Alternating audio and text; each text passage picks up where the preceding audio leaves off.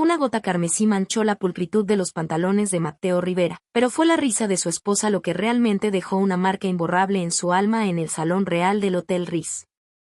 Era una tarde fresca de octubre en Madrid, de esas en las que el aire del Guadarrama empieza a invadir el barrio de Salamanca. Y el Salón Real del Hotel Mandarín Oriental Ritz resplandecía bajo la luz de sus imponentes lámparas de cristal. El aroma a flores frescas y a perfumes de diseñador flotaba en el ambiente, mezclándose con el murmullo de voces poderosas y el tintineo de copas de cristal de Bohemia. Allí, entre la aristocracia financiera de España, Beatriz de la Vega celebraba el que consideraba el mayor triunfo de su meteórica carrera, un contrato de adquisición de 800 millones de euros. Beatriz, enfundada en un traje de Armani hecho a medida que acentuaba su figura y su ambición, irradiaba una seguridad que rozaba la soberbia. A su lado, Mateo permanecía en un silencio estoico, un hombre de piel oscura y facciones nobles que, a sus 41 años, poseía una elegancia natural que no necesitaba de logotipos para destacar.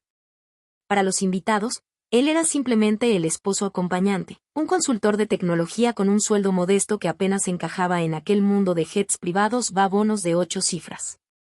Beatriz lo presentaba con una condescendencia que dolía más que cualquier insulto, sugiriendo con su tono que su presencia era un acto de caridad de su parte. En un momento de brindis, mientras las cámaras captaban el apretón de manos con los nuevos socios, Beatriz giró hacia Mateo. Con un movimiento que pareció accidental para los extraños, pero que él supo perfectamente deliberado, su copa chocó contra la mano de su esposo.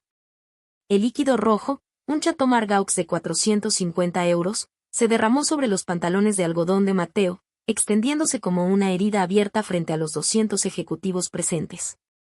«Y Dios mío, Mateo, qué torpe eres», exclamó Beatriz, sin rastro de disculpa en sus ojos fríos mientras el resto de la sala soltaba una risita contenida. «Esta es la noche más importante de mi carrera y ni siquiera puedes sostener una copa de vino. Anda, ve a limpiarte al baño. Los adultos estamos tratando de hacer negocios aquí». Mateo no bajó la mirada. Se limpió el exceso de vino con una servilleta de lino con una calma que desconcertó a Beatriz por un instante. A pocos metros, Antonio Galán, el carismático CEO de la firma adquirente, observaba la escena con una expresión indescifrable. Antonio conocía la verdad que nadie más en ese salón sospechaba, que el hombre humillado, el que vestía ropa sencilla de una sastrería de lavapiés, era en realidad el fundador silencioso y socio mayoritario del imperio que acababa de comprar la empresa de Beatriz. Con la espalda recta y la dignidad intacta de quien conoce su propio valor, Mateo se retiró del Salón Real. Caminó por los pasillos alfombrados, ignorando los murmullos a sus espaldas, mientras Beatriz firmaba la última página del acuerdo con una pluma de oro, convencida de que su éxito era solo suyo. Ella no sabía que esa firma no era el comienzo de su reinado, sino el inicio de una lección que nunca olvidaría. «Disfruta de tu triunfo, Beatriz», pensó Mateo mientras caminaba hacia el ascensor privado, «porque mañana descubrirás quién sostiene realmente la pluma». Si todavía nos acompaña en este viaje y siente que la dignidad de Mateo Rivera ha tocado su corazón, por favor, escriba un 8 en los comentarios. Nos encantaría saber que está aquí con nosotros compartiendo este momento. En nuestro canal, Historia Familiar, nos dedicamos a rescatar estos relatos de vida que informan y brindan esperanza. Si aún no forma parte de nuestra comunidad, le invito cordialmente a suscribirse y activar la campana de notificaciones para no perderse ningún capítulo de esta inspiradora crónica. Su apoyo es el motor que nos permite seguir creando contenido con alma. Y ahora, continuamos para descubrir qué sucederá en las sombras de Madrid. El traje manchado de vino quedó en la papelera, sustituido por un Tom Ford hecho a medida que devolvía a Mateo Rivera el porte del multimillonario que siempre fue tras las sombras. Mientras se ajustaba los gemelos de oro blanco en su oficina privada del Paseo de la Castellana. El silencio de la sala solo era interrumpido por el suave zumbido del aire acondicionado y el aroma penetrante de un café solo recién servido en una taza de porcelana fina. Mateo observó su reflejo en el gran ventanal que dominaba el horizonte de Madrid. Ya no era el hombre invisible que Beatriz ignoraba, sino el estratega que había construido un imperio mientras el mundo miraba hacia otro lado. Frente a él, sentada con una elegancia que emanaba autoridad natural, se encontraba Sandra Envicky. Como socia del bufete más prestigioso de la ciudad y amiga de toda la vida, Sandra era una de las pocas personas que conocía la magnitud real de la fortuna de Matteo. Ella dejó sobre el escritorio de madera de nogal un informe encuadernado en cuero negro. Tus activos personales han alcanzado los 847 millones de euros esta mañana, Matteo, dijo Sandra con una voz profunda y calmada. La adquisición de Vertex se ha completado según lo previsto. Posees el 60% de Galán Rivera Industries. Técnicamente, ahora eres el jefe de tu propia esposa. Matteo tomó un sorbo de su café, dejando que el amargor le recorriera el paladar. Era una ironía amarga que Beatriz creyera que su sueldo anual de 73.000 euros apenas cubría los gastos comunes, cuando él había estado financiando su estilo de vida de lujo a través de bonos anónimos y fondos familiares. Recordó con una punzada de nostalgia cómo, hace apenas unos años, había movido hilos invisibles para que Patricia Morrison, una influyente consejera delegada, se fijara en el currículum de Beatriz. No lo hizo por poder, sino por el amor puro de ver a la mujer que amaba alcanzar sus sueños. Había sido su ángel guardián silencioso, abriendo puertas que ella creía haber derribado solo con su esfuerzo. Sin embargo, la lealtad de Matteo había sido correspondida con una traición calculada. Sandra deslizó otro documento, mucho más delgado y preocupante. A nuestros informantes confirman que los abogados de Beatriz han estado preparando una demanda de divorcio express, explicó Sandra, mirando a Matteo con una mezcla de lástima y respeto profesional. Ella planea presentarla en cuanto sus nuevas acciones de la empresa se consoliden, dentro de 3 semanas. Cree que te dejará con una mano delante y otra detrás. Matteo cerró los ojos un instante. La cláusula Zimmerman, un mecanismo de protección que él y su mentor habían diseñado para evitar que la avaricia destruyera el legado de la compañía, estaba a punto de convertirse en el espejo donde Beatriz vería reflejada su propia deslealtad. No sentía alegría por lo que vendría, sino una decepción profunda que pesaba más que todo el oro de su oficina.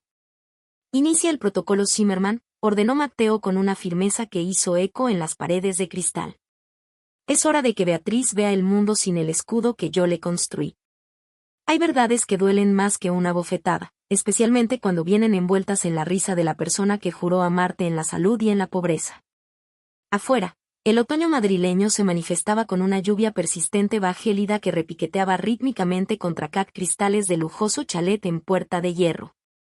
Matteo Rivera entró en la casa con sigilo, el silencio sepulcral del vestíbulo solo roto por el goteo constante de su abrigo oscuro sobre el suelo de mármol. Fue entonces cuando la voz de Beatriz, filtrándose con una nitidez cruel desde la terraza acristalada, detuvo su corazón en seco. Por favor, Diana, seas ingenua, decía Beatriz, va el tintineo cínico del hielo en su copa subrayaba su frialdad. Matteo es un hombre excelente, pero se ha quedado estancado en su mediocridad. Es como peso muerto que arrastro a los eventos sociales para comparecer soltera.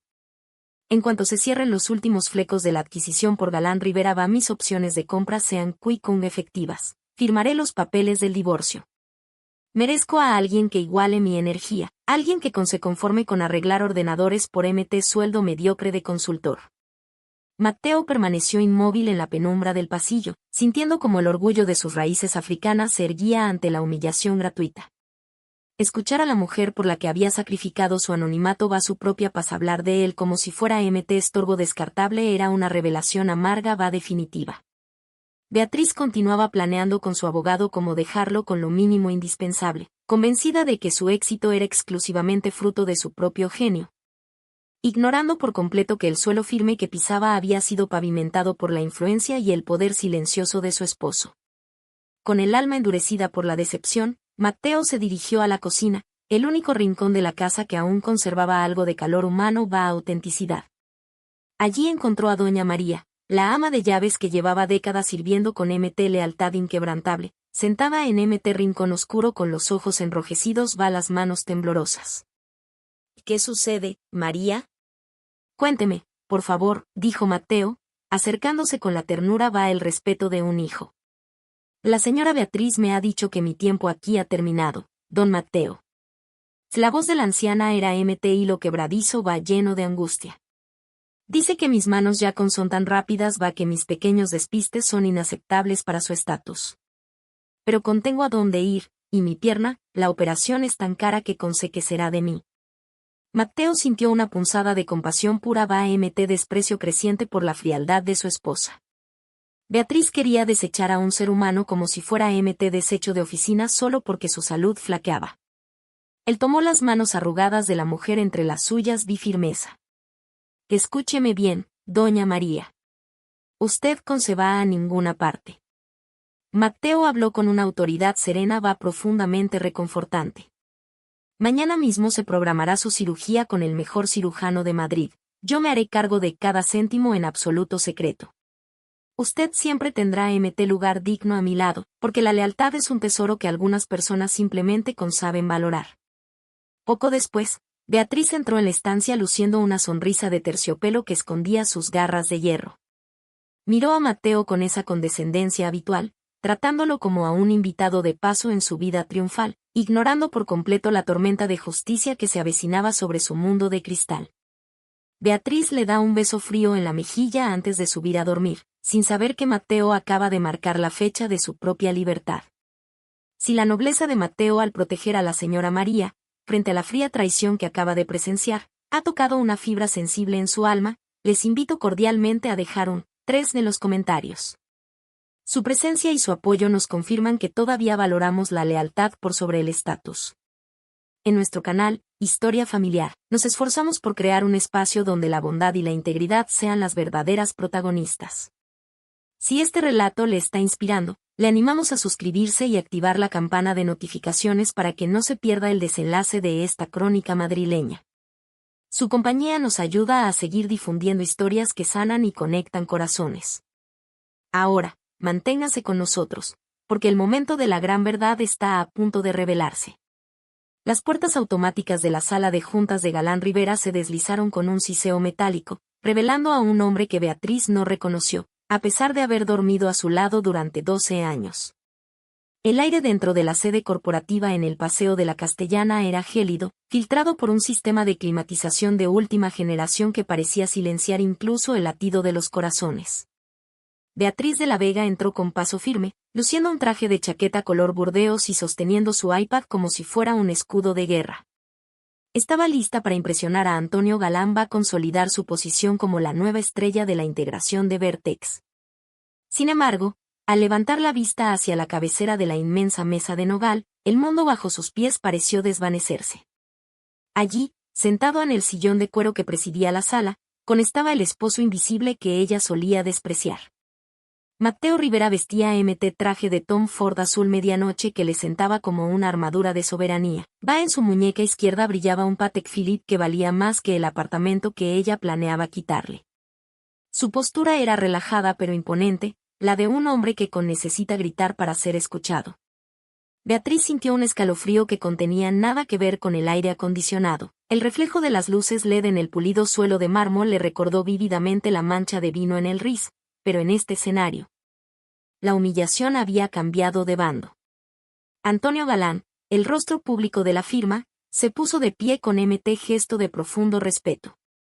Buenos días a todos, anunció Antonio, su voz resonando con autoridad en el silencio sepulcral. Antes de comenzar con la hoja de ruta para la integración de Vertex, es un honor para mí presentarles formalmente al hombre que ha sido el cerebro estratégico de esta casa desde 2005. Muchos lo conocen como un consultor externo, pero él es mi socio fundador el accionista mayoritario de Galán Rivera Industries, con un 60% de la propiedad. Les presento a don Matteo Rivera. Beatriz palideció hasta quedar del color del papel. Sus manos empezaron a temblar tuvo que apoyarse en el respaldo de una silla para concaer. Matteo la miró con odio, sino con una lucidez quirúrgica que era mucho más aterradora. Sin mediar palabra, activó la pantalla gigante a su espalda comenzó análisis detallado de la gestión de Vertex. Con una precisión asombrosa, desnudó cada error estratégico que Beatriz había cometido mostró cómo él, desde las sombras, había corregido sus pasos para que ella fracasara. Cada palabra de Matteo demostraba intelecto muy superior al que ella alguna vez quiso reconocer. En ese instante, Beatriz comprendió que su éxito con había sido un golpe de suerte ni solo su esfuerzo, sino un regalo constante del hombre al que ella llamaba Vigan NNG. Mateo se puso de pie, su porte de caballero madrileño llenando la sala. Fijó sus ojos oscuros en ella con una serenidad implacable. En los negocios, Beatriz, como en la vida, nunca deberías haber confundido el silencio con la debilidad, dijo Mateo, su voz profunda y pausada cortando el aire como una cuchilla de cristal. Mientras Beatriz intentaba articular una disculpa, Mateo cerró su computadora y anunció: «Esta reunión ha terminado, pero nuestra conversación privada apenas comienza». 10 millones de euros es una cifra que puede comprar muchas cosas en Madrid, pero no puede borrar la grabación de una traición planeada entre copas de vino y risas frías. El sol de la tarde se filtraba por los inmensos ventanales de la oficina de Mateo Rivera, tiñendo el mobiliario de madera preciosa con un tono naranja dramático y proyectando sombras alargadas sobre la silueta del Estadio Santiago Bernabéu que se alzaba a lo lejos. Mateo permanecía de pie, observando el horizonte con una serenidad que resultaba más intimidante que cualquier grito. En su mano derecha sostenía una pequeña servilleta de lino blanco, la misma que había usado para limpiarse el vino en el Ritz, ahora impecablemente lavada y planchada. Para él, era el símbolo de que finalmente había limpiado su vida de todas las falsedades que la rodeaban. Beatriz estaba sentada frente al escritorio, su postura antes altiva ahora desmoronada, mientras sus manos buscaban desesperadamente un pañuelo en su bolso de diseñador. El silencio fue interrumpido por un pitido electrónico cuando Mateo presionó un botón en su consola. La voz de Beatriz inundó la estancia, nítida y cruel, hablando sobre cómo Mateo era un peso muerto y detallando su plan para presentar el divorcio apenas sus opciones de Vertex se consolidaran para minimizar lo que él recibiría en el acuerdo. «Mateo, por favor», fue solo un momento de frustración. «Yo no quería decir eso», logró articular ella, con la voz quebrada por un llanto que buscaba clemencia más que perdón. Mateo no se giró. Fue Sandra Envicky, sentada en una esquina de la sala con la frialdad de una esfinge legal, quien tomó la palabra para explicar las consecuencias de aquella frustración.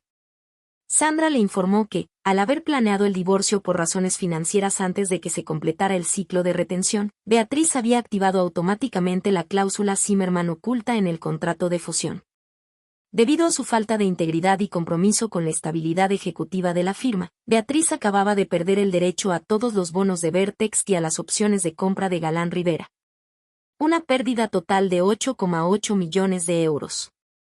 «Lo que más me duele, Beatriz, no es el dinero», dijo finalmente Mateo, volviéndose hacia ella con una mirada cargada de una tristeza infinita. «Es que cada oportunidad que tuviste, cada ascenso que celebraste como un logro propio, fue una puerta que yo abrí para ti. No lo hice por tu talento, aunque lo tienes, sino porque te amaba y quería verte brillar. Fui tu ángel guardián mientras tú me veías como una sombra molesta». Con un gesto mecánico, Beatriz firmó la renuncia a sus bonos, dándose cuenta de que su propia codicia la había dejado con mucho menos de lo que tenía cuando se casó con aquel hombre al que consideraba insignificante. La realidad de su soledad y su derrota financiera caía sobre ella con el peso del mármol madrileño. «No te odio, Beatriz», dijo Mateo abriendo la puerta. «Simplemente te estoy dando la libertad que tanto querías. Pero la tendrás sin mi dinero y, lo más importante, sin mi respeto». El viento de Mallorca huele a sal y libertad, un aroma muy distinto al perfume asfixiante de la ambición que Mateo Rivera dejó atrás en las calles de Madrid. 2 años han transcurrido desde que el estruendo del silencio en aquella sala de juntas cambiara el destino de todos. Ahora, sentado en el porche de una finca rústica rodeada de olivos centenarios, Mateo observa cómo el sol comienza a descender sobre el Mediterráneo, tiñendo el agua de un dorado profundo que ninguna joya podría imitar. A su lado, su vieja Honda Accord descansa bajo la sombra de un algarrobo. El coche, aunque antiguo, sigue siendo el símbolo de su negativa a dejar que la riqueza corrompiera su esencia. Cerca de él, Lie Martínez, una bióloga marina que conoció en un evento benéfico para la conservación de los océanos, ríe mientras ajusta una mesa sencilla para la cena. Lie lo amó antes de saber que él era el hombre detrás de Galán Rivera Industries, y para Mateo, esa fue la mayor victoria de su vida. La fortuna de 847 millones de euros ya no es un peso secreto. Gran parte de los fondos que Beatriz intentó arrebatarle ahora fluyen hacia el fondo de becas David Zimmerman en Lavapiés. proporcionando educación y esperanza a jóvenes inmigrantes que, como él una vez, solo necesitan una puerta abierta para demostrar su valor. Matteo ha aprendido que la verdadera riqueza no es el imperio que construiste, sino el bien que dejas a tu paso. A miles de kilómetros, en una oficina gris de San Francisco, Beatriz de la Vega observa la misma puesta de sol desde un rascacielos de cristal. Su carrera sigue siendo exitosa y sus trajes de Armani siguen siendo impecables, pero su apartamento de lujo se siente más como una jaula que como un hogar. Al leer una noticia en la prensa española sobre la labor filantrópica de su exesposo, Beatriz siente una punzada de vacío que no puede llenar con bonos trimestrales. En un arranque de honestidad que llega 2 años tarde, toma una pequeña tarjeta y escribe unas pocas palabras. Perdón por no saber ver quién eras. Espero que seas feliz. Te lo mereces. Matteo recibió la nota esa misma tarde de diciembre. La leyó bajo la luz suave de su finca en Mallorca, sintiendo el peso de los 12 años de recuerdos que esa caligrafía evocaba. Sin embargo, no hubo amargura, solo una paz definitiva. Caminó hacia la chimenea de piedra donde ardía un fuego acogedor y dejó caer el papel sobre las brasas, viendo cómo las palabras se convertían en ceniza y volaban hacia el cielo. Entendió que algunos capítulos no necesitan epílogos complicados, solo un final honesto. Al volver al porche y tomar la mano de Lie, Matteo sintió que su corazón finalmente estaba en casa, libre de las máscaras y del ruido de la ambición desmedida. El sol se puso sobre el Mediterráneo, y mientras Matteo tomaba la mano de Lie, supo que algunas manchas, como la del vino, desaparecen solo cuando se cambia la tela por una nueva y pura. Al final, el ruido de la ambición y el brillo de las joyas se desvanecieron ante la luz tranquila de una tarde en Mallorca, recordándonos que la verdadera riqueza de un hombre no reside en su cuenta bancaria, sino en la nobleza silenciosa de su espíritu. Esta historia nos enseña que cuando dejamos de juzgar por las apariencias, abrimos la puerta a la verdadera compasión, pues un corazón bondadoso siempre encuentra el camino de regreso a casa. Si este relato ha tocado su alma, le invitamos a valorar los tesoros invisibles que lo rodean, porque un pequeño gesto de ternura hoy puede ser la luz que ilumine el mañana de alguien más.